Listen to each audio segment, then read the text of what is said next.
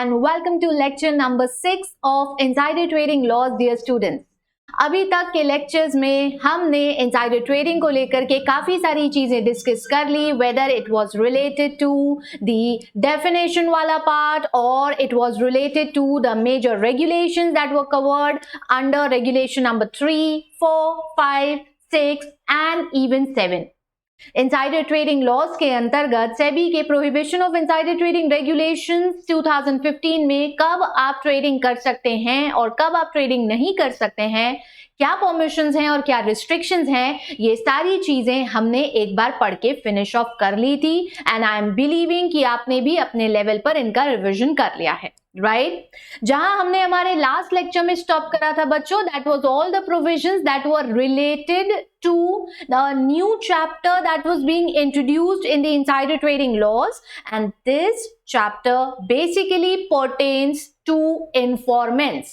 सेबी के खबरियों पर आधारित ये चैप्टर है और सेबी के खबरियों पर आधारित इस चैप्टर में हमने यानी जो रेगुलेशन थे आपके पूरे, उसमें इस चैप्टर में हमने अभी तक डेफिनेशन वाला पार्ट पढ़ लिया था. जो रेगुलेशन 7A में स्पेसिफिक टर्म्स यूज हुई थी, जैसे कि इंफॉर्मेंट या खबरी कौन होता है, ओरिजिनल इंफॉर्मेशन कब मानी जाएगी और इररेलेवेंट, फ्रिवलेस और वेक्सेशियस इंफॉर्मेशन हम कब मानेंगे, मॉनेटरी सैंक्शंस का मतलब क्या होगा और रिवॉर्ड क्या होगा, ये सारी चीजें अपन ने पढ़ ली थी, राइट? तो अब जो चीजें आपको सामने स्क्रीन पर दिख रही हैं, ये वो प्रोविजंस हैं जहां अपन ये पढ़ने वाले हैं कि आप एज एन इंफॉर्मेंट किस तरीके से या किस मैनर में सेबी को ये इंफॉर्मेशन पहुंचाएंगे. And that's what regulation 7B is about, submission of original information to the board. यानी कि बोर्ड को ये इंफॉर्मेशन जो ओरिजिनल है, फ्रिवलेस, इररेलेवेंट नहीं है, ये कैसे प्रोवाइड करी जाएगी और इसका पूरा प्रोसीजर क्या होगा. तो you have this diagram in front of you और ये जो डायग्राम है, ये डायग्राम आपको बता रहा है कि किस तरह से आप ये इंफॉर्मेशन प्रोवाइड करेंगे. बहुत सिंपल से फ्लो चार्ट में, बहुत सिंपल से डायग्राम में I have explain these things to you. अगर आप ध्यान से एक रंग बिरंगे डब्बे को देखते जाएंगे तो हर एक डब्बे का मतलब आपको समझ आता जाएगा. तो चलिए सबसे पहले डब्बे से शुरुआत करते हैं और सबसे पहला डब्बा वो ऊपर नीले रंग का आपसे कहता है कि इंफॉर्मेंट को ओरिजिनल इंफॉर्मेशन. अब देखो, इंफॉर्मेंट भी आप पढ़ चुके हो, ओरिजिनल इंफॉर्मेशन भी आप पढ़ चुके हो, तो आपको ये टर्म्स पता है. अब वापस दोहराने की जरूरत नहीं है कि कौन सी इंफॉर्मेशन ओरिजिनल कब है या इंफॉर्मेंट कौन सा व्यक्ति है. Now you know an informant is always individual. हमने यही पढ़ा था, है ना? सो पहला पॉइंट हमसे यही कहता है कि भाई इंफॉर्मेंट अपनी ओरिजिनल इंफॉर्मेशन को वॉलेंट्री डिस्क्लोजर इंफॉर्मेशन फॉर्म में पहुंचाएगा सेबी को, और इसके लिए सेबी का एक स्पेसिफिक सेक्शन है, एक विंग है जिसे इंफॉर्मेंट प्रोटेक्शन ऑफिस कहा जाता है. वहां पर आपको ये इंफॉर्मेशन सेबी को पहुंचाना है. समझ रहे इतना बच्चों? ठीक है. फिर इसके लिए जो फॉर्मेट, जो तरीका प्रिस्क्राइब करा गया है, जो फॉर्म प्रिस्क्राइब करा गया है और जो कि इन रेगुलेशंस के शेड्यूल डी में दिया गया है, आपको वही फॉर्म और तरीका इस्तेमाल करना है. अपनी मर्जी से, अपने हिसाब से कोई भी जगह पर कोई भी इंफॉर्मेशन लिख करके किसी भी मैनर में नहीं प्रोवाइड कर सकते बच्चों अपन. There has to be a specific procedure, there has to be a manner, there has to be a form. तो वो फॉर्म है ये फॉर्म डी, जिसमें आपको ये इंफॉर्मेशन प्रोवाइड करना है. और दूसरी इंपॉर्टेंट चीज कि आप ये खुद भी सबमिट कर सकते हैं या किसी लीगल रिप्रेजेंटेटिव की सहायता से भी इंफॉर्मेशन सेबी को दे सकते हैं. Either you can provide your own self और थ्रू लीगल रिप्रेजेंटेटिव. कुछ पॉइंट्स हैं जो यहाँ पर आपको ध्यान रखने पड़ेंगे, उस पर हम आएंगे. अभी पहले ये वाला डायग्राम कंप्लीट कर लें, फिर आते हैं. अब नीचे देखिए नियॉन ग्रीन कलर का तीसरा डब्बा, और ये आपसे क्या कह रहा है कि यदि इंफॉर्मेशन फॉर्म को लीगल रिप्रेजेंटेटिव के थ्रू सबमिट नहीं करता है, यानी कि वो खुद सबमिट करता है, इसका मतलब यही होगा सबमिट हिमसेल्फ. यदि उसने खुद से ये इंफॉर्मेशन सबमिट करी है, वॉलेंट्री इंफॉर्मेशन डिस्क्लोजर फॉर्म, यदि इंफॉर्मेंट ने खुद ने सबमिट करा है, तो फिर ऐसी स्थिति में सेबी में require the informant to appear in person to ascertain his or her identity.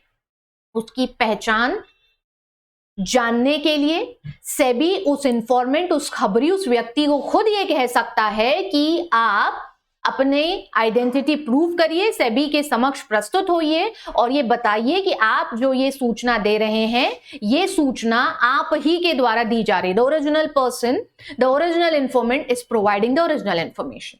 So if in case you do not go through legal representative and you submit yourself, then you may be required to be presented in front of SEBI so that SEBI can ascertain your identity. Got this point? ठीक है.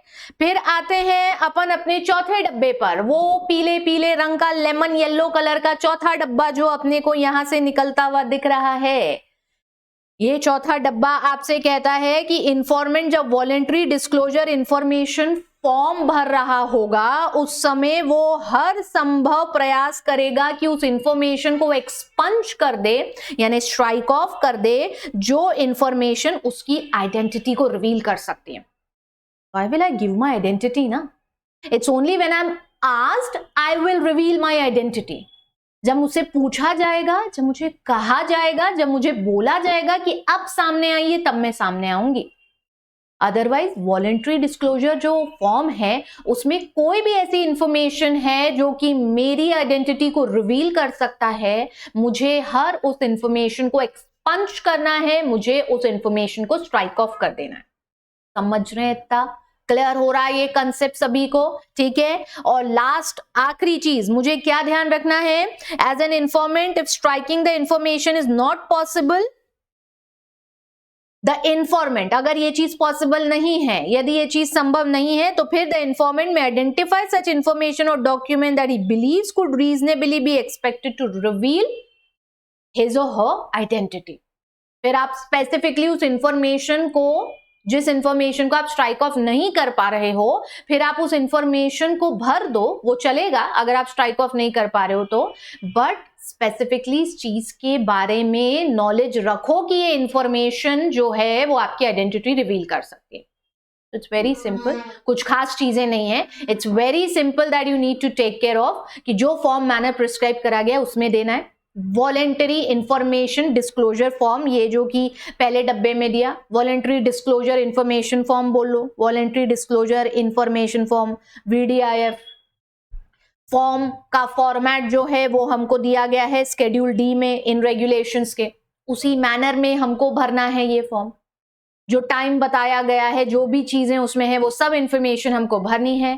खुद से दे सकते हैं या legal representative के through दे सकते हैं, या तो मैं खुद दूं या किसी लॉयर की हेल्प से दूं. खुद दे रही हूं तो फिर ऐसी स्थिति में सेबी मुझे अपनी आइडेंटिटी प्रूफ करने के लिए बुला सकता है. जब बुलाएगा तभी आइडेंटिटी बताऊंगी, जब नहीं बुला रहा है तब मैं नहीं आइडेंटिटी रिवील करूंगी. इनफैक्ट ये वाला जो चौथा वाला डब्बा है जो हमसे कहता है कि यदि फॉर्म में ऐसी कोई भी इंफॉर्मेशन है जिससे मेरी आइडेंटिटी रिवील हो सकती है, मुझे उस इंफॉर्मेशन को भी स्ट्राइक ऑफ करना है, एक्सपंज करना है एज मच एज पॉसिबल. जहां पॉसिबल नहीं है, I'll clearly identify and mention that information. ठीक है, समझे क्या इतना कि ये खबरी को खबर कैसे देना है? अब इससे संबंधित कुछ और चीजें हैं, आपको वो भी ध्यान देना है. ये जो आपके सामने आ रहे हैं, for the above regulation there are some points that we need to take care of. कुछ चीजें हैं जो हमको यहां पर ध्यान रखनी पड़ेगी बच्चों. क्या है? चलो एक एक करके देखते चलो इन्हें, ताकि समझ में आती जाएंगी.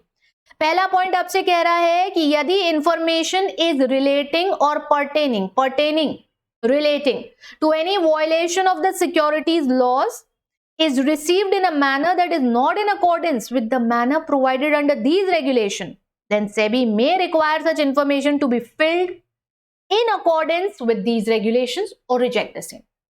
हमने बोला था ना फॉर्म डी, शेड्यूल डी में फॉर्म प्रिस्क्राइब्ड है.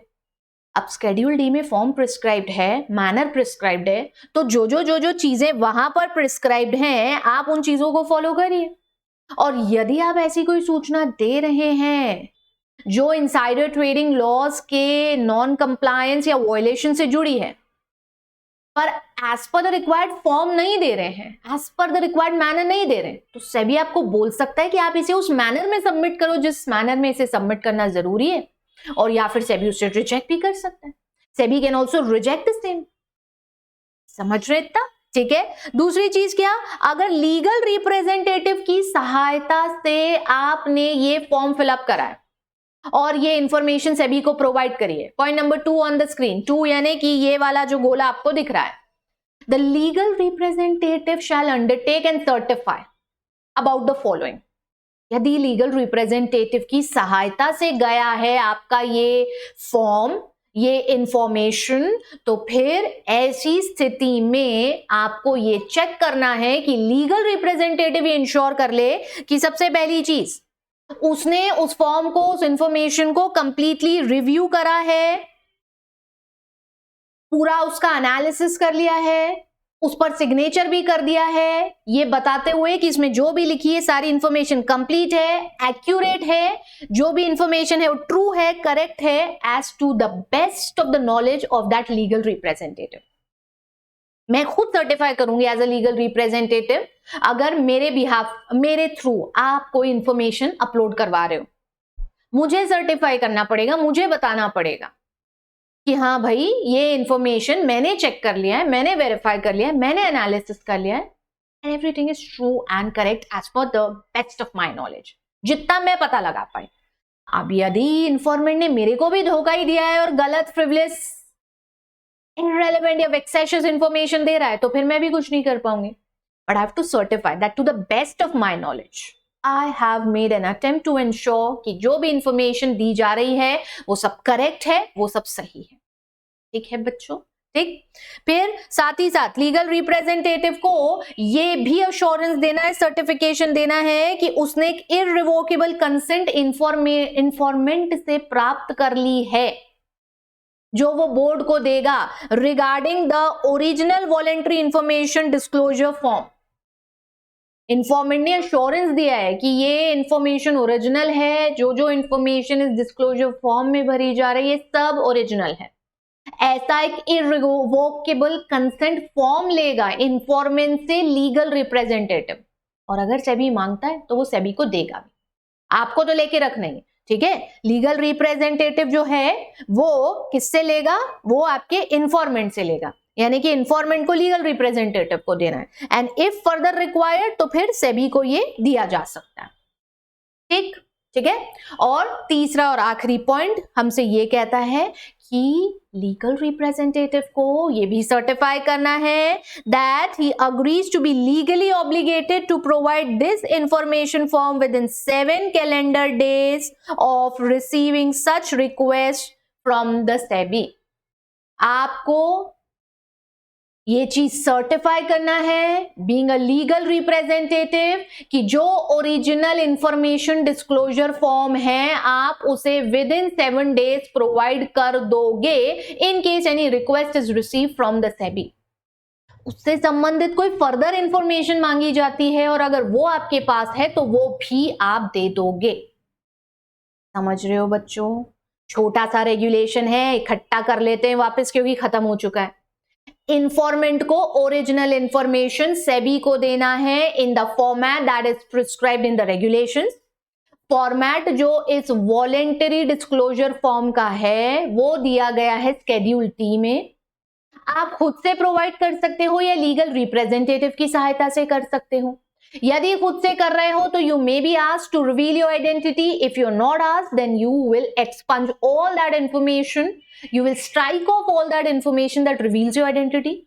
If you're unable to hide, strike off or expunge that information, then you will clearly identify that information that is revealing your identity and will state that I am not stating this information because it is revealing my identity. Right? ठीक। कुछ additional चीजें जो यहां पर और ध्यान रखी जानी है, ये 2 ही मेजर पॉइंट है। पहला पॉइंट जो है वो आपसे ये कहता है कि जो फॉर्मेट प्रिस्क्राइब्ड है उसी में ये इंफॉर्मेशन फॉर्म सेबी के पास जाएगा। यदि वो उस फॉर्म या मैनर में नहीं है तो सेबी या तो आपको बोल सकता है फिर से सबमिट करो जैसा हमको चाहिए उस फॉर्मेट में, या वो रिजेक्ट कर देगा कि जाओ लेकर के चले जाओ और फिर से लेकर के आना, इसे जिस फॉर्मेट में रिक्वायर्ड है उस फॉर्मेट में भर के, और जो नहीं ला पाओ तो मत लाना। समझे? ठीक। LR लीगल रिप्रेजेंटेटिव की सहायता से यदि आप इंफॉर्मेशन फॉर्म भर रहे हैं ये वॉलंटरी डिस्क्लोजर का, तो एडिशनली एलआर को ये इंश्योर करना है कि सबसे पहली चीज वो इस फॉर्म का कंप्लीट एनालिसिस करेगा, रिव्यू करेगा और उस पर सिग्नेचर करेगा, ये बताते हुए ये सिग्नेचर इस चीज का सर्टिफिकेशन होगा that he has made a complete analysis and review of the form and all the contents are true and correct and complete to the best of his और हर नॉलेज। ठीक है। दूसरा certification वो क्या देगा कि भाई उसे एक इररिवोकेबल कंसेंट फॉर्म लेना पड़ता है फ्रॉम द इंफॉर्मेंट जो ये इंफॉर्मेशन बोर्ड को देना चाह रहा है कि सारी इंफॉर्मेशन ओरिजिनल है, और यदि सेबी मांगे तो वो फॉर्म सेबी को पहुंचा देगा। And the last point states that कि वो इस चीज पर भी अग्री करेगा कि सेबी से रिक्वेस्ट मिलने के 7 दिन के अंदर अंदर 7 कैलेंडर डेज के अंदर अंदर उसके द्वारा ये इंफॉर्मेशन फॉर्म जो है ये सेबी को दे दिया जाएगा। कोई और एडिशनल इंफॉर्मेशन सेबी मांगता है तो वो भी देना पड़ेगा। समझ गए हो इतना बच्चों? क्लियर हो गया रेगुलेशन 7B जो आपको ये बता रहा है कि कैसे ये इंफॉर्मेशन सेबी तक जाएगी, राइट? बट पिक्चर अभी बाकी है मेरे दोस्त, और कहानी में अभी थोड़ा और डिस्कशन भी बचा हुआ है।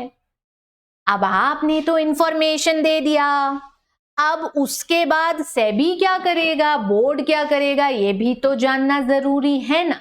आपने तो इंफॉर्मेशन दे दिया, रिक्वायर्ड मैनर में दे दिया, प्रिस्क्राइब फॉर्म में दे दिया। Now regulation 7C is there to tell us कि अब जब ये इंफॉर्मेशन मिलती है, ये ओरिजिनल इंफॉर्मेशन मिलती है, तो सेबी क्या करता है? What does the board do? What does the board do? Board क्या करेगा अब आगे, उसका स्टेप ऑफ एक्शन क्या होगा, अब हमें ये देखना है। तो आइए चलिए देखिए, स्क्रीन पर सामने है भाई आपने जो ये इंफॉर्मेशन सबमिट करा था, चलो हेडिंग अभी रहने देते हैं, आपको दिखता रहेगा, जो आपने ऑफिस ऑफ इंफॉर्मेंट प्रोटेक्शन में जिसे सेबी ने बनाया है वहां सबमिट करा था। अब ये इंफॉर्मेशन सबमिट करने के बाद इस ऑफिस ऑफ इंफॉर्मेंट प्रोटेक्शन को क्या क्या करना है, तो ये करना है, ये स्टेप्स हैं जो कि उसे कंप्लाई करना है। क्या क्या है ये स्टेप, एक एक करके देखते जाओ। आओ देखो, पहला पॉइंट आपसे क्या कह रहा है? पहला पॉइंट कह रहा है of course you will receive and register, है ना? आया है इंफॉर्मेशन तो you will receive and you will take a note. आप उस चीज को रजिस्टर कर लेंगे, अपने रिकॉर्ड्स में उस चीज की एंट्री कर लेंगे कि भैया ये चीज हमारे पास आ गई, एंट्री कर ली आपने, ठीक है। फिर उसके बाद क्या करेंगे, जो भी रिक्वायर्ड नेसेसरी कम्युनिकेशन है इंफॉर्मेंट को उससे संबंधित वो देंगे। आपसे सूचना प्राप्त हुई है, अश्योरेंस लेंगे ओरिजिनल है कि नहीं, इररिवोकेबल कंसेंट फॉर्म का बोल सकते हैं लीगल रिप्रेजेंटेटिव को कि दो, ये ऊपर पढ़े ना अभी वही, ठीक है। फिर साथ ही साथ maintaining a hotline for the benefit of potential इंफॉर्मेंट। Hotline का मतलब होता है एक स्टेप या एक ऐसा अथॉरिटी जो ये ऑफिस ऑफ इंफॉर्मेंट प्रोटेक्शन अपने पास मेंटेन करेगा, जिससे कि जो भी पोटेंशियल इंफॉर्मेंट्स हैं उन सबके इंटरेस्ट को भी प्रोटेक्ट करा जा सके और उन्हें बेनिफिट भी दिया जा सके, ठीक है ना। बेनिफिट देना है हमको, हमें हर वो स्थिति जनरेट करके देना है, हमें हर वो कंडीशन इंश्योर करना है जिससे कि भविष्य में भी ऐसे कोई इंफॉर्मेंट्स हो तो वो हमें सूचना दें। जैसे यदि आप सूचना देंगे तो आपको ये इनाम मिलेगा। अब इनाम की चाहत में कई बार गड़े मुर्दे भी उखड़ जाते हैं, यानी कि पुरानी सूचनाएं भी बाहर निकल के आ सकती हैं, और ये हो सकता है वो भी ओरिजिनल इंफॉर्मेशन हो सकती है। हमने डेफिनेशन में पढ़ा था जिससे कोई पुराना केस, कोई पुरानी लिटिगेशन रिव्यू हो सकती है। तो हमको ऐसी हॉटलाइंस, ऐसे बेनिफिट्स, ऐसी चीजें मेंटेन करना है जिससे कि पोटेंशियल इंफॉर्मेंट्स भी आ सके, ठीक है। फिर साथ ही साथ कॉन्फिडेंशियलिटी सबसे ज्यादा इंपॉर्टेंट है लीगल रिप्रेजेंटेटिव की।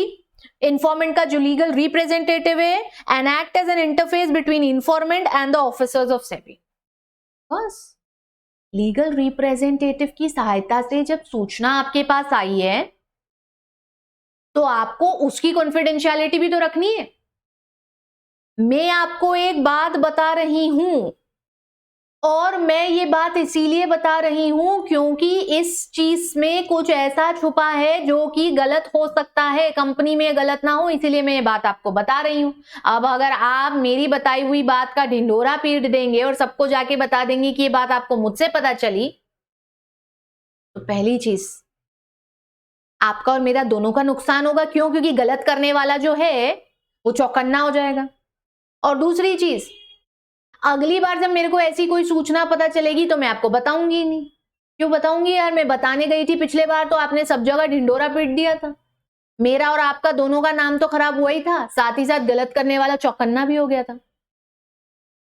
तो जब भी शेर अपना शिकार करने जाता है, देखे हो ना बिल्ली परिवार में एक एक सदस्य जब अपना शिकार करता है, बिल्ली परिवार क्यों बोलते हैं? क्योंकि बिल्ली उस परिवार का सबसे छोटा सदस्य है और बब्बर शेर उस परिवार का सबसे बड़ा सदस्य है ना। फिर चीता हो या लेपर्ड हो या टाइगर हो, ये सब इस परिवार में कहीं ना कहीं आ जाते हैं।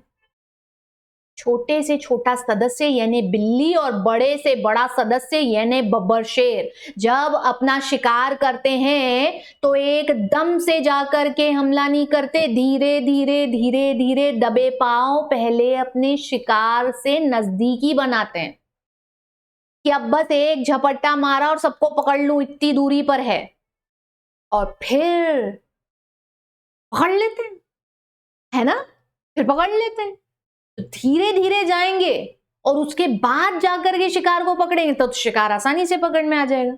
दूर से घुर्राते हुए करते हुए आएंगे, बिल्ली करती ना ऐसे, तो भाग जाएगा आपका शिकार। तो क्योंकि वो चौकन्ना हो गया, उसको पता लग गया कि कोई शिकारी पशु आ रहा है।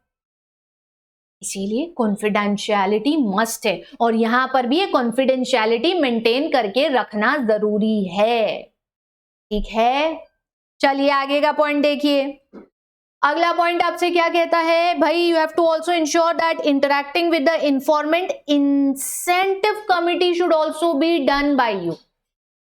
ये भी चीज ध्यान रखना है कि अब जिस इंफॉर्मेंट ने हमें खबर दी है उसे जो भी रिवॉर्ड्स दिए जाने हैं या इंसेंटिव्स दिए जाने हैं, उन सब के लिए हमें इस कमिटी के साथ कोऑर्डिनेट करना पड़ता है।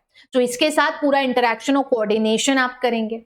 ठीक है, देन जहां रिक्वायर्ड है प्रेस रिलीज इशू करना और रिवॉर्ड्स रिलेटिंग टू इंफॉर्मेंट, वो वाले सारे काम आप करेंगे। ठीक है, ऑफिस ऑफ इंफॉर्मेंट की पूरी रिस्पॉन्सिबिलिटी, जहां रिक्वायर्ड है वहां प्रेस रिलीज जारी करो, फिर रिवॉर्ड जो डिसाइड हुआ है वो रिवॉर्ड पूरा देना है, वो सब करना है। And also submitting an annual report to SEBI relating to functioning of the office. साल भर में एक बार एक एनुअल रिपोर्ट जिसमें हम बताएंगे कि हमने साल भर क्या काम करा है, ये भी हम सेबी को देंगे। हम मने कौन? ये ऑफिस ऑफ इंफॉर्मेंट प्रोटेक्शन के एंड से सेबी के पास ये जाएगा। समझ गए बच्चों? इतना क्लियर हुआ 7C की क्या रिस्पॉन्सिबिलिटी है? ए में डेफिनेशन थी, बी में प्रोसीजर था कैसे इंफॉर्मेशन सबमिट होगी, सी में ऑन रिसीट बोर्ड क्या करता है, ऑफिस ऑफ इंफॉर्मेंट प्रोटेक्शन की रिस्पॉन्सिबिलिटी क्या है वो दी गई। ठीक है, एक छोटा सा पैराग्राफ इससे पहले कि हम 7D पर जाएं, एक छोटा सा कॉन्सेप्ट यहां दिया गया है कि जब इस तरीके का वॉलेंटरी इंफॉर्मेशन डिस्क्लोजर फॉर्म मिलता है तो ऑफिस ऑफ इंफॉर्मेंट प्रोटेक्शन को उस चीज को कम्युनिकेट करना है। Shall communicate the substance of the information along with evidence submitted by the informant to the relevant department or the division of SEBI for examination and initiation of necessary action। ऊपर दी हुई सारी चीजें तो हमने कर ली, और उसके साथ साथ ऊपर जो जो दिया था वो सब तो हमने कर लिया, और उसके साथ साथ जिस भी रेलेवेंट डिपार्टमेंट से संबंधित वो सूचना थी, क्रिमिनल डिपार्टमेंट है, सिविल डिपार्टमेंट है, कैसा भी डिपार्टमेंट है, उस तक उस इंफॉर्मेशन को पहुंचाना है, उस डिवीजन उस डिपार्टमेंट तक, ताकि वो उस चीज का एग्जामिनेशन करे और अगर रिक्वायर्ड है तो उसके अगेंस्ट जो भी नेसेसरी एक्शन है वो ले। तभी तो कहानी आगे बढ़ेगी। ठीक है, ठीक है, तो हो गया इतना। अब आगे और क्या आएगा? अब भैया जाहिर सी बात है रिवॉर्ड की बात आएगी। सूचना मिली, सूचना इकट्ठी करी, फॉर्मेट में भरी और आपको पहुंचा भी दी इंफॉर्मेंट ने। तो अब जाहिर सी बात है ना कि अब इंफॉर्मेंट की बारी आएगी रिवॉर्ड क्लेम करने की। तो उसको रिवॉर्ड कैसे मिलेगा और कितना मिलेगा और मिलेगा कि नहीं मिलेगा, वो रेगुलेशन 7D में आ गया। Very easy to remember every point. आखिरी में एक फ्लो चार्ट बता दूंगी आपको, हर एक की हेडिंग डाल लेना, बस हो जाएगा काम, आसानी से याद रखना। देखो चलो, अब रिवॉर्ड के संबंध में अपने को क्या कह रहे हैं कि जब ऐसी इंफॉर्मेशन आपको मिली, उसके बाद आपने इंक्वायरी करी, इंस्पेक्शन करे, या जो भी इन्वेस्टिगेशन करना था वो सब आपने करे, and upon collection of substantial recovery of the monetary sanctions amounting to at least twice the reward, तो सेबी अपने सोल डिस्क्रिशन पे इंफॉर्मेंट को रिवॉर्ड के लिए एलिजिबल है इतना डिक्लेयर कर सकता है। जब ये सारी इंक्वायरी हुई और उस इंक्वायरी के होने के बाद जो भी पेनल्टीज थी वो सब रिकवर करी गई, और जो monetary sanctions, you remember monetary sanction का डेफिनेशन भी हमने पढ़ा था। क्या था डेफिनेशन मॉनेटरी सैंक्शन का? डायरेक्शंस इशूड बाय सेबी और दोज नॉन मॉनेटरी डायरेक्शंस जिसमें जिन सिक्योरिटीज के डिसगॉजमेंट की बात है उनका वैल्यूएशन एटलीस्ट 1 करोड़ है, तो वो मॉनेटरी सैंक्शन जो था, वो मॉनेटरी सैंक्शन अगर ट्वाइस द रिवॉर्ड आता है जितना रिवॉर्ड बोर्ड डिसाइड कर रहा है, तो सेबी अपनी मर्जी से सोल डिस्क्रिशन पे बिना किसी फोर्स के, इंफॉर्मेंट नहीं मांग सकता, सेबी की मर्जी पर है, बिना किसी फोर्स के सेबी अपने सोल डिस्क्रिशन पर ये डिक्लेयर कर सकता है कि इंफॉर्मेंट को रिवॉर्ड दिया जाएगा, और उस चीज की सूचना उसे या उसके लीगल रिप्रेजेंटेटिव को दे देगा कि भाई आप इस रिवॉर्ड को क्लेम करने के लिए एक एप्लीकेशन भरें, और एप्लीकेशन का फॉर्मेट होगा स्केड्यूल ई में। आपने जो इंफॉर्मेशन दी थी उसका फॉर्मेट था डी में, है ना? और अब आपको यदि रिवॉर्ड दिया जाना है for the information that you have provided, again मैं बोल रही हूं यदि दिया जाना है तो सेबी के सोल डिस्क्रिशन पर है, आप मांग नहीं सकते और फोर्स भी नहीं कर सकते कि मैंने सूचना दी थी अब मुझे रिवॉर्ड दो, चाहिए मेरे को इनाम, लाओ मेरी ईदी, ऐसे नहीं होगा। ईदी ईद पर बच्चों को दी जाती है ना, छोटे बच्चों को, तो वैसे नहीं होगा कि अब आप मांगने पहुंच जाए लाओ मेरी ईदी, ऐसे नहीं होगा, सेबी डिसाइड करेगा। और यदि सेबी को लगता है कि आपको ये दिया जाना चाहिए based on the fact that monetary sanctions are twice as much of the amount, तो फिर ऐसी स्थिति में ट्वाइस ऑफ द रिवॉर्ड, तो फिर ऐसी स्थिति में वो आपको यानी इन्फॉर्मेंट को या आपके लीगल रिप्रेजेंटेटिव को ये सूचित कर देंगे कि भाई एप्लीकेशन लगाओ, स्केड्यूल ई में इंटीमेशन दो और अपना ये रिवॉर्ड क्लेम कर लो। ठीक है, समझ रहे हैं क्या? इतना कुछ और है, लेकिन यहां पर ये देखिए हाउएवर लिखी हूं मैं, और क्या है इस हाउएवर में ये देखिए, the amount of reward shall be 10% of the monetary sanctions collected और recovered but shall not exceed ₹1 crore such higher as may be specified amount. ठीक है, आपको जो रिवॉर्ड देना है it shall be 10% of the monetary sanctions that are collected और recovered, कम से कम 10% होना चाहिए, बट 1 करोड़ से ज्यादा नहीं दोगे। ये 1 करोड़ बढ़ सकता है, समय समय पर सेबी इसे बढ़ा सकता है, एज ऑन डेट ये 1 करोड़ ही है, तो आपको ये ध्यान रखना है कि 1 करोड़ से ज्यादा नहीं होगा। ठीक है, क्लियर? साथ ही साथ यदि सेबी को उचित लगता है तो फिर ऐसी स्थिति में out of the total reward payable वो एक इंटरिम रिवॉर्ड भी ग्रांट कर सकता है आपको। इंटरिम रिवॉर्ड यानी इन द मिड्स ऑफ, अभी फाइनल रिकवरी हुई नहीं है, पेनल्टी की रिकवरी। आप सोच रहे होंगे कौन सी रिकवरी है मैम? पेनल्टी, भाई इनसाइडर ट्रेडिंग का वायलेशन हो रहा था लॉस का, उसी की सूचना इन्फॉर्मेंट ने दी थी। अब अगर उसके ऊपर पेनल्टी लगती है जिसके अगेंस्ट सूचना आई थी, तो उससे जो पेनल्टी रिकवर हुई है उस पेनल्टी में से रिवॉर्ड मिलता है। तो सामान्य तौर पे रिवॉर्ड 10% होगा of the sanctions, monetary sanctions that are collected और रिकवर्ड, मैक्सिमम 1 करोड़ तक जाएगा। सेबी को उचित लगता है तो वो इंटरिम यानी कि पार्ट में, आधा अभी और आधा बाद में, ऐसे करके भी दे सकता है, बीच में भी दे सकता है, बट उस स्थिति में it will not exceed 10 lakh rupees और such higher amount as may be specified by SEBI from time to time on the issue of final order by SEBI against the person directed to डिसगॉज।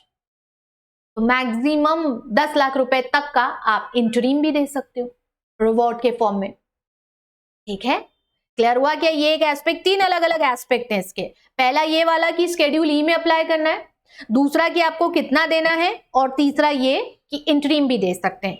चौथा और आखिरी इस पैराग्राफ में दिया गया है आपको, और ये बताता है कि यदि एक से ज्यादा इंफॉर्मेंट थे जिन्होंने मिलके ओरिजिनल इंफॉर्मेशन दी, तो फिर ऐसी स्थिति में सेबी रिवॉर्ड को इक्वली उन लोगों में बांट देगी। जितने नंबर ऑफ इंफॉर्मेंट्स है उन सब में इंफॉर्मेशन को इक्वली बांट दिया जाएगा। The reward under these regulation shall be divided equally. और आप जो पेनल्टी रिकवर करी थी वो जाती कहां है बच्चों? आईपीएफ में जाती है, और बस वहीं से हम ये वाला अमाउंट भी निकाल लेंगे। देखिए last line, the reward under these regulations shall be paid out of IPF, क्योंकि पेनल्टी जाती वहीं है और वहीं से हम इस अमाउंट को निकाल लेंगे। क्लियर हो गया? इतना समझ गए ना बहुत अच्छे से?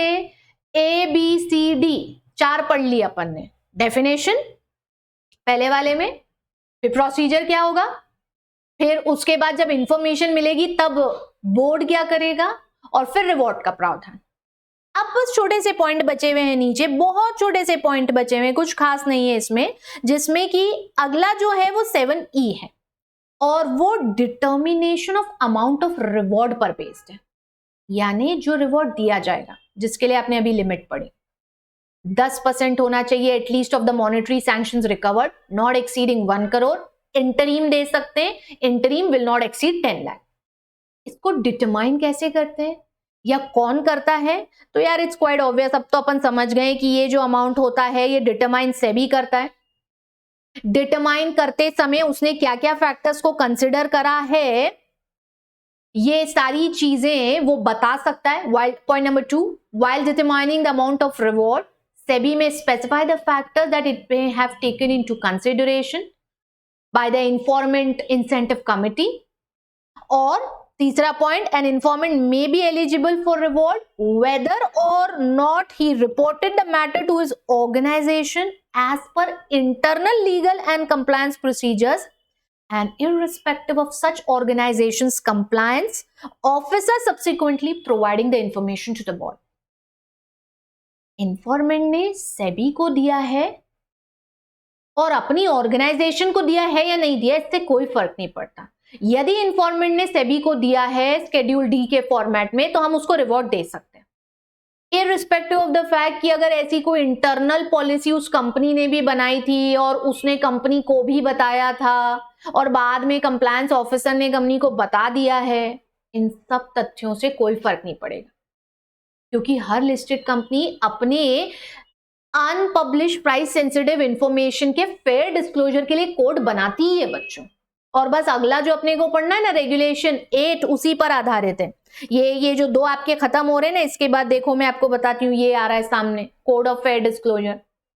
तो हर कंपनी ये कोड ऑफ फेयर डिस्क्लोजर बनाती ही बनाती है, उस हिसाब से एम्प्लॉयज ये डिस्क्लोजर्स देते भी हैं। तो ऐसे किसी एम्प्लॉय या इंफॉर्मेंट ने कंपनी को दिया है या नहीं दिया है, बाद में उसके कंप्लायंस ऑफिसर ने बोर्ड को बताया ही नहीं बताया है, इन सब से कोई फर्क नहीं पड़ता। सेबी को उचित लगेगा तो इंफॉर्मेंट को रिवॉर्ड बिल्कुल मिलता है। जो जो फैक्टर वो कंसिडर कर रहा है वो सारी चीजें वो बताएगा जरूर, और वो खुद डिटरमाइन करता है द सोल डिस्क्रिशन की कितना रिवॉर्ड दिया जाना है, सब्जेक्ट टू लिमिट्स जो कि आपको प्रिस्क्राइब करी गई है 7D में। क्लियर हो गया इतना? ठीक है, चलिए अब एप्लीकेशन फॉर रिवॉर्ड वाला जो पॉइंट है ये अपन ऑलरेडी डिस्कस कर ही चुके हैं कि स्केड्यूल ई में जो फॉर्मेट होता है उसके अंतर्गत आपको अप्लाई करना है। वो इंफॉर्मेंट को सूचना या उसके लीगल रिप्रेजेंटेटिव को सूचना बोर्ड देता है, और सूचना मिलने पर आप स्केड्यूल ई में एप्लीकेशन दीजिए। एप्लीकेशन देने के बाद सेबी कंसिडर करेगा कि आपको कितना देना है reward out of the monetary sanctions that are collected. ठीक है, prior to the payment of any reward, informant shall directly or through his or her legal representative अपनी identity बताएगा। वो तो of course है, जिसने सूचना दी है असली हकदार वो है। अब सूचना किसी और ने दी है और रिवॉर्ड क्लेम करने कोई और आ जाए तो ये गलत सेबी होने नहीं देगा। सूचना दिया था पन्ना लाल ने और रिवॉर्ड क्लेम करने आ गया हीरा लाल। क्यों? क्योंकि पन्ना लाल और हीरा लाल दोनों जुड़वा भाई थे। अब पन्ना लाल बोल रहा है मैंने दिया, हीरा लाल बोल रहा है मैंने दिया, तो सेबी ऐसी स्थिति में आइडेंटिटी डिस्क्लोज करने के लिए बुला सकता है कि बताइए ये इंफॉर्मेशन यदि पन्ना लाल ने दिए तो आप ही पन्ना लाल हैं। अब जो पन्ना लाल है वही साबित कर पाएगा कि वो पन्ना लाल है। क्यों? क्योंकि उसके पास अपना प्रूफ ऑफ आइडेंटिटी होगा, आधार कार्ड होगा, ड्राइविंग लाइसेंस होगा, पासपोर्ट होगा, वोटर आईडी कार्ड होगा। हीरा लाल के पास हीरा लाल के नाम का होगा, है ना? समझ रहे हैं इतना? तो वो आपको यहां पर साबित करना है। अगला और इस कैटेगरी का जो आखिरी पॉइंट आपको दिख रहा है इससे पहले कि अपन कोड ऑफ कंडक्ट पर आए बच्चों, वो है रेगुलेशन 7G और यहां पर rejection of claim of reward का पॉइंट है। रिवॉर्ड मिल रहा है, सोल डिस्क्रिशन पे मिल रहा है, दे रहे हैं, तो वो सब चीजें तो अपनी जगह सही है, but there can be circumstances जहां पर आपका ये रिवॉर्ड रिजेक्ट भी हो सकता है। आपकी क्लेम जो शेड्यूल ई में आपने अप्लाई करा है वो रिजेक्ट भी हो सकता है। कब होता है ये रिजेक्ट, क्या सर्कमस्टेंसेस हो सकते हैं, वो अपने को यहां पर पढ़ना है। समझ रहे हैं इतना? तो क्या कह रहे हैं हमसे? No reward shall be made to an informant in the following circumstances. पहली चीज, इंफॉर्मेशन ही ओरिजिनल नहीं है। क्वाइट ऑब्वियस है भाई, जब इंफॉर्मेशन ही ओरिजिनल नहीं है तो कैसे देंगे आपको रिवॉर्ड। फिर जिसने ओरिजिनल इंफॉर्मेशन अक्वायर करी है थ्रू और एज अ मेंबर, ऑफिसर और एन एम्प्लॉय। इंफॉर्मेशन ओरिजिनल है वो ठीक है, बट आपने खुद से नहीं निकाली है। It's not through your own analysis और नॉलेज और इंटरप्रिटेशन, जैसा ओरिजिनल इंफॉर्मेशन की परिभाषा में। आपको ये इंफॉर्मेशन अक्वायर हुई है, मिली है, प्राप्त हुई है as being a member or an officer or an employee of any regulatory agency, जो कि इंडिया या इंडिया के बाहर कॉन्स्टिट्यूट हुई है किसी भी लॉ के अंतर्गत, इंक्लूडिंग सेबी। कोई रेगुलेटरी एजेंसी के आप मेंबर हैं, सेबी के आप मेंबर हैं, या स्टॉक एक्सचेंज के आप मेंबर हैं, या किसी दूसरे एसआरओ के आप मेंबर हैं, ये एनी अदर एसआरओ के आप मेंबर हैं, इसके चलते आपको ये इंफॉर्मेशन मिली। So this is not the information that you have acquired originally through your own efforts. It's just that you got an access to the information being a member or an officer or an employee. किसी surveillance या investigation के दौरान recognise stock exchange या clearing corporation के किसी भी wing से आप जुड़े थे और उस विंग के द्वारा कोई सर्विलियंस, कोई इन्वेस्टिगेशन करा जा रहा है और उस सर्विलियंस या इन्वेस्टिगेशन में आपको इंफॉर्मेशन मिली, है ना? आप किसी मिशन का हिस्सा थे और उस हिस्सा बने और उस हिस्सा बनने के दौरान आपको इंफॉर्मेशन मिली। और या फिर किसी भी law enforcement organisation including police और सेंट्रल और स्टेट रेवेन्यू अथॉरिटीज के आप मेंबर या ऑफिसर या एम्प्लॉय थे। सीधी सीधी बात है यार, इनमें से किसी भी अथॉरिटी के मेंबर, ऑफिसर या एम्प्लॉय बनने पे कोई सूचना मिल रही है जो कि और लोगों को भी मिल ही रही है आपके साथ साथ, तो ये वो इंफॉर्मेशन नहीं है जिस इंफॉर्मेशन के आधार पे आपको रिवॉर्ड मिले। The information may be original, है ना? हमने शुरुआत ऐसे ही करी है बच्चों, ये ध्यान रखना। The information may be an original information, but this is not generated out of your own personal knowledge or interpretation or analysis. It's just that you have acquired it as a benefit to the position that you hold in these organizations. आप इन organisation से जुड़े थे, उसका फायदा आपको मिल रहा है और वो सूचना आपको मिल रही है, तो फिर रिवॉर्ड थोड़ी बनता है, फिर इनाम थोड़ी बनता है, फिर इनाम थोड़ी बनता है ना? अकबर बीरबल को अपने 9 रत्नों में से एक मानते थे, पर हर छोटी बड़ी चीज के लिए बीरबल को रिवॉर्ड मिला थोड़ी करता था, क्योंकि हर छोटी बड़ी चीज तो अकबर ऑलरेडी बीरबल के साथ डिस्कस कर ही लिया करते थे। तो जब हर छोटी बड़ी चीज आपके साथ डिस्कस कर ही जा रही है, आपको पता ही चल रही है, being a part of these regulatory agencies और रिकॉग्नाइज्ड स्टॉक एक्सचेंज और क्लियरिंग कॉर्पोरेशन और एसआरओस और any other enforcement agency, law enforcement agency, तो फिर रिवॉर्ड काहे का भाई? फिर रिवॉर्ड काहे का? फिर कोई मॉनेटरी रिवॉर्ड नहीं मिलेगा, नॉन मॉनेटरी अप्रिसिएशन मिलेगा। ठीक है? ठीक है बच्चों।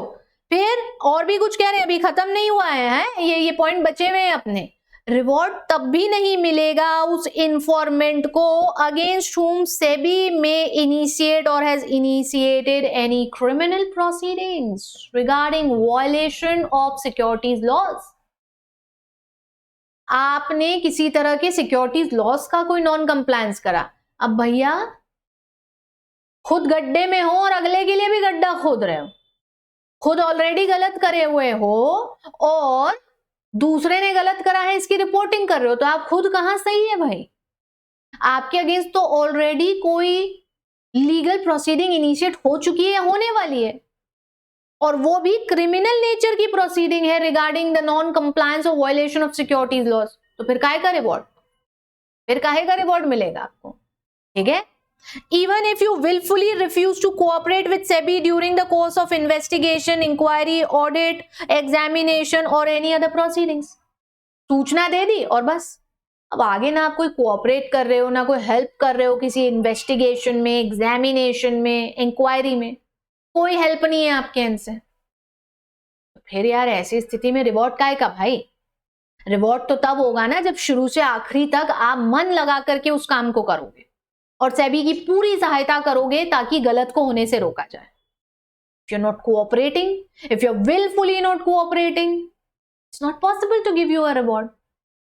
It's not possible to give you a reward. Class में आप कितना ही अच्छा क्यों ना परफॉर्म करते हो, कितना ही अच्छा पढ़ने वाले बच्चे क्यों ना, हर सवाल के, हर सब्जेक्ट के, हर टीचर के हर सवाल का जवाब देने वाले बच्चे ही आप क्यों ना हो, लेकिन यदि फाइनल एग्जाम में आप ठीक से परफॉर्म नहीं करेंगे तो क्या सिर्फ उस आधार पे कि आप क्लास में अच्छा परफॉर्म करते हो आपको पास कर देंगे क्या? नहीं ना, फाइनल एग्जाम में भी तो परफॉर्मेंस अच्छा चाहिए ना, कितना ही अच्छा प्रैक्टिस सेशन क्यों ना चल रहा हो, यदि टीम मैदान पे परफॉर्म नहीं करेगी तो टीम मैच कैसे जीतेगी भाई? वैसे आपको भी रिवॉर्ड क्यों मिलेगा भाई? समझ आ रहा है मेरे भाई? चलिए आगे देखिए, अगले पॉइंट पर आइए। अगला पॉइंट आपसे कह रहा है ऐसे इन्फॉर्मेंट को भी रिवॉर्ड नहीं दिया जाएगा बच्चों जो नोइंगली, जानबूझकर फॉल्स, फिक्टिशियस या फ्रॉड्यूलेंट स्टेटमेंट्स या रिप्रेजेंटेशन दे रहा है। आप इंफॉर्मेशन सब ओरिजिनल दे रहे हो मान लिया, बट एक इंफॉर्मेशन ओरिजिनल दे देने का ये मतलब थोड़ी है बाकी सारे गलत काम करने का लाइसेंस आपको मिल जाएगा। ड्राइविंग टेस्ट पास कर लिए हो, बिना किसी जुगाड़ के लाइसेंस बनाया है, प्रॉपर सारे नियम कायदे फॉलो करने के बाद ड्राइविंग लाइसेंस बनवाया है, हर टेस्ट पास करने के बाद ड्राइविंग लाइसेंस बनवाया है, तो इसका ये मतलब थोड़ी है कि अब सड़क पर असल में एक्चुअल में गाड़ी अनाप शनाप चलाने का लाइसेंस मिल जाएगा आपको। ऐसा तो नहीं है ना।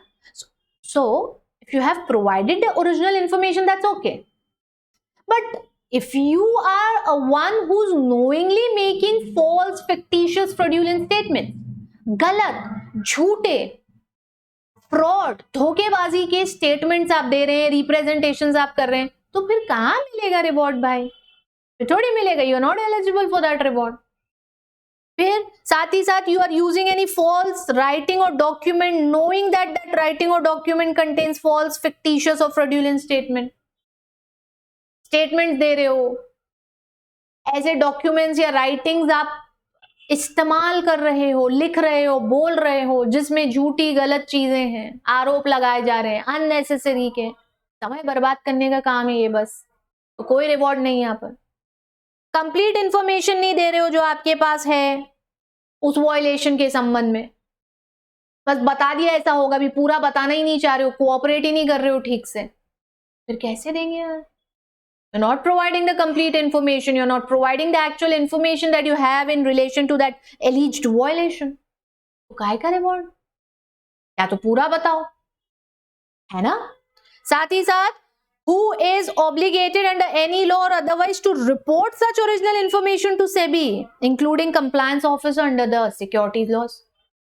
जिम्मेदारी है आपकी कि आपको ये बताना ही है।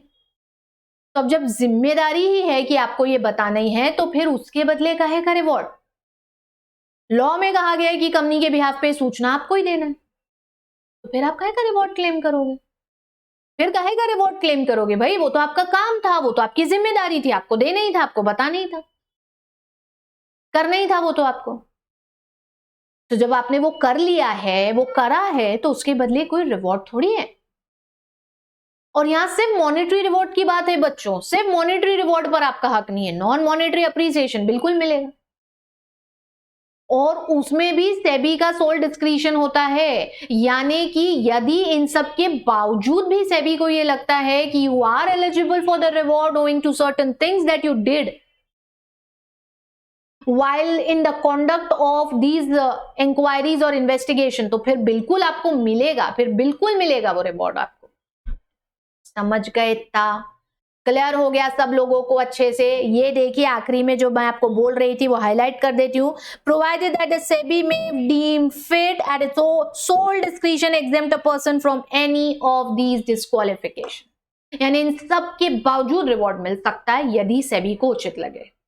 तो बस सेबी को उचित लगेगा तो मिलेगा, और यदि ऊपर के डिस्क्वालिफिकेशंस है तो नहीं मिलेगा। समझ गए सभी लोग? इतना आज के सेशन के लिए बस यही रखेंगे। कोड ऑफ कॉन्डक्ट और फेयर डिस्क्लोजर जैसी कुछ और चीजें हैं जो कि हमें रेगुलेशन 8 और 9 में पढ़ना है, पर ये रेगुलेशंस बहुत अच्छे से रिवाइज कर लीजिए। And I will see you for the next regulations in the next lecture. As if now हम चीजों को यही सम अप करते हैं। Do take care and revise. See you, bye bye.